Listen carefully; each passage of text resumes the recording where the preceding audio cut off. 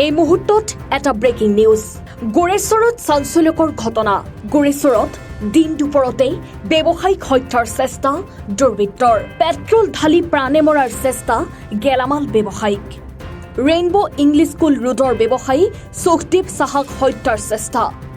মিঠাতেল ক্ৰয় কৰাৰ চলেৰে দোকানত প্ৰৱেশ কৰিছিল দুৰ্বৃত্তই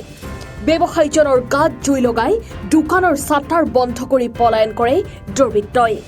এই ঘটনাৰ পিছতে এতিয়া চাঞ্চল্যৰ সৃষ্টি হৈছে